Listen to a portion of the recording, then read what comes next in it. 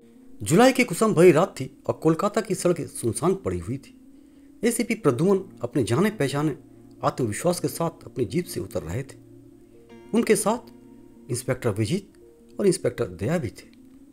उन्हें गुमनाम कॉल आई थी जिसमें एक अजीबोगरीब गुफा का जिक्र था जो शहर से कुछ दूर जंगल में थी और जिसे हड्डियों का गुफा कहा जाता था।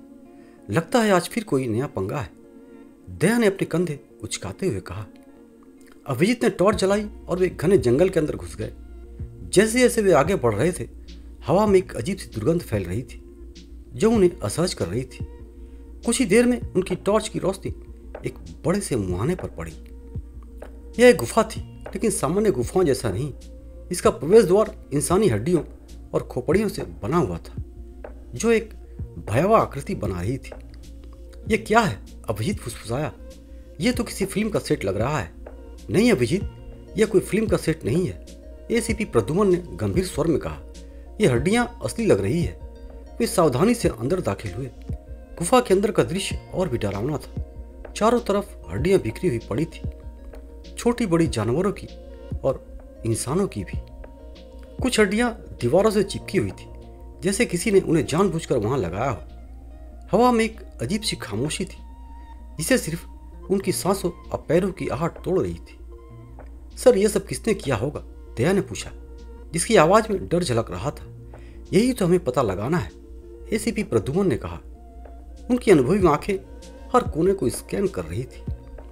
अचानक अभिजीत की टॉर्च एक कोने में पड़ी एक पुरानी डायरी पर पड़ी। सर, यहाँ कुछ है। एसीपी प्रद्युमन ने डायरी उठाई। वह धूल और गंदगी से सनी हुई थी। जैसे ही उन्होंने उसे खोला, कुछ सूखे पत्ते और मिट्टी के दाने गिरे। डायरी के पन्ने पीले पड़ चुके थे और उन पर अजीबोगरीब चित्र और कुछ अस्पष्ट अक्षर लिखे हुए थे। लगता है यह किसी संगी का काम है, अभिजीत ने टिप्पणी की। तभी गुफा के गहरे हिस्से से एक धीमी सरसराहट की आवाज आई। तीनों चौकन्ने हो गए। ऐसे ही प्रद्युमन ने इशारा किया और वे तीनों बंदूकें ताने हुए आगे बढ़े।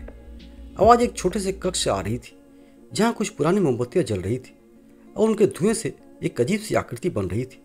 बीच में एक पुरानी वेदी थी जिस पर कुछ और हड्डियां रखी हुई थी। उनके चारों खून के सूखे धब्बे दिखे। यह तो कोई तांत्रिक अनुष्ठान लगता है, दया ने कहा। तभी एक परछाई तेजी से गुफा के अंदरूनी हिस्से की ओर भागी। रुको, एसीपी प्रद्युमन चिल्लाए। अभिजीत और दया परछाई का पीछा करने लगे, जबकि एसीपी प्रद्युमन ने वेदी और डायरी की जांच जारी रखी। डायरी में कुछ और पन्ने थे जिन पर कुछ अजीबोगरीब मंत्र और अनुष्ठानों का वर्णन था।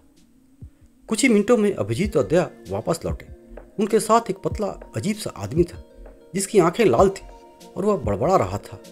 ये यही है सर, इसी ने हमला करने की कोशिश की, इंस्पेक्टर दया ने बताया। एसीपी प्रद्युमन ने उस आदमी को ध्यान से देखा। उसकी शक्ल से वह कोई मानसिक रोगी लग रहा था। तुम कौन हो और ये सब क्या है? एसीपी प्रद्युमन ने पूछा। वह आदमी हंसने लगा, एक ठंडी और डरावनी हंसी। ये मेरी दुनिया है, हड्डियों की दुनिया। मैं इनसे बातें करता हूँ। जांच आगे बढ़ी और यह पता चला कि वह आदमी जिसका नाम विक्रम था एक मनोरोगी था जो कुछ साल पहले अपने परिवार को खो चुका था। उस सदमे में वह इस गुफा में आ गया था और हड्डियों के साथ एक अजीबोगरीब रिश्ता बना लिया था। वह मानता था कि हड्डियाँ उसे बात करती है और उसे अनुष्ठान करने के लिए कहती है।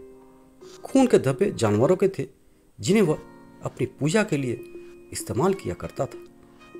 ऐसे ही प्रद्युमन की टीम ने विक्रम को हिरासत में लिया और गुफा को सील कर दिया। हड्डियों की गुफा का रहस्य सुलझ गया था, लेकिन उसकी भयानक यादें हमेशा के लिए ऐसे ही प्रद्युमन की टीम के जहन में बस गई। वे समझ गए थे कि अपराध सिर्फ इंसानों के बीच ही नहीं होता, बल्कि कभी कभी यह इंसान के दिमाग के अंधेरे कोनों से भी पनपता है। दोस्तों, बहुत बहुत धन्यवाद आप सभी का मेरा यह वीडियो देखने के लिए।